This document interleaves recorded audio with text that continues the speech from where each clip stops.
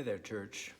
As I've been getting ready for the Holy Week services this week, I've been thinking about all that we have been through in the past year, all of the questions that have come up and the plans that have been shelved and the ways that we've dealt with illness and death and loneliness and disappointment and how in some ways this past year has felt a little bit like a tomb. I know a lot of people have felt we're awfully ready to put 2020 to rest, and then 2021 came, and goodness knows that this year, while things have improved in some ways with regards to COVID, we are still not out of the woods yet, and the challenges of life in the world are still there. And that is why we need Holy Week. That is why we need these days, because we move through them and experience so much of what happens in life. We experience the joys of Palm Sunday and celebration. We experience the intimacy of a family, which is what that Maundy Thursday meal was really about. We experience betrayal and disappointment. We go through suffering and shock and grief and come around those questions that, can life ever be the same? Which is what the disciples must have asked after Jesus was crucified on Friday. And of course, the answer to that was no.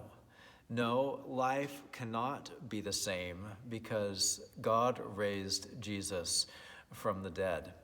And because we have been going through the past year with Jesus risen from the dead, the truth is that for all the ways that the year may have felt like a tomb, which is a lot of what the sanctuary can feel like, to be honest with you, when it's cold and dark.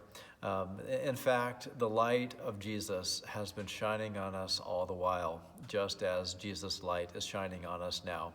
So I pray that we can bring our lives as they are into our Holy Week observance as we go into Maundy Thursday for a live stream service, which will also be hosted in person in the sanctuary.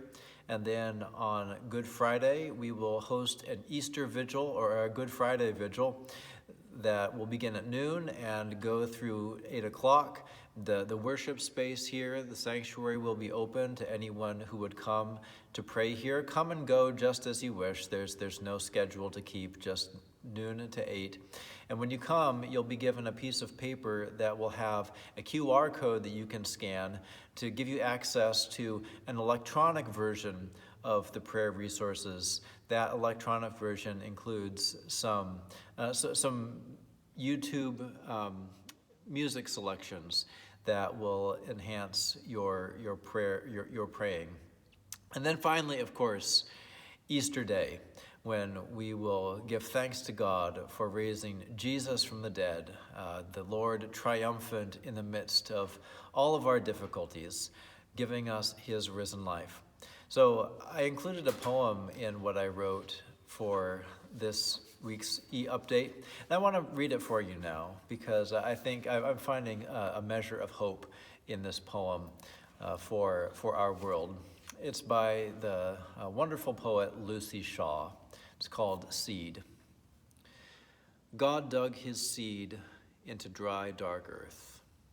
After a sprouting up in hopeful birth and healing bloom and garland grace, he buried it again in a darker place. Twice rudely planted seed, root, rise in me and grow your green again, your fruited tree.